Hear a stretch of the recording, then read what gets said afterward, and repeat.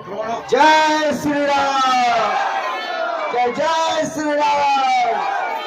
एक ही नारा, एक ही नाम,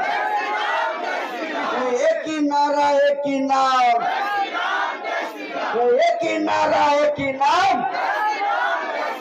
जय श्री राम, जोर से बोलो जय श्री राम, अरे मिल के बोलो जय श्री राम, अरे फिर से बोलो जय श्री राम, अरे फिर से बोलो जय श्री राम, अरे मिल के बोलो जय श्री राम, जय श्री राम।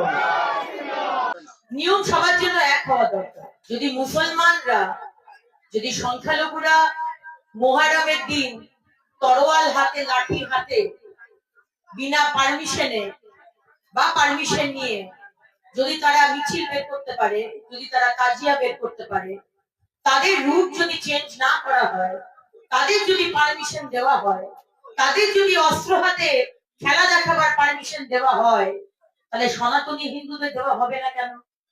সনাতনী হিন্দুদের জন্য এই পশ্চিমবঙ্গ, বাকিদের জন্য পশ্চিমবঙ্গ নয় তা বলছি না, কিন্তু দেশ ভাগ করেছিলেন জওয়াহরলাল নেহরু, মহাত্মা গান্ধী, জিন্না ধর্মের নিরিখে। তাহলে দেশটা ভাগ করার পরেও আজকে পশ্চিমবঙ্গ আমরা পেয়েছি ডক্টর শ্যামাপ্রসাদ মুখার্জির জন্য বাঙালি হিন্দুদের সারা পৃথিবীতে একমাত্র বাসস্থান। সেইখানে আপনারা দুর্গাপুজো করতে দেবেন না, রামনবমী করতে দেবেন না, এটা তো আমরা মেনে নেব না, বসে বসে মেনে নেব না। তাই মুখ্যমন্ত্রীকে বলবো, ধর্ম নিয়ে রাজনীতি করবেন না। আপনি ধর্ম নিয়ে রাজনীতি করছেন, ঈদের মঞ্চে গিয়ে আপনি ধর্ম নিয়ে কথা বলেন, রাজনীতি নিয়েও কথা বলেন। তাই আজকে যদি আমাদের মিছিলকে আটকানো হয়, আমরা কিন্তু তার প্রতিবাদ করব, প্রতিরোধ করব।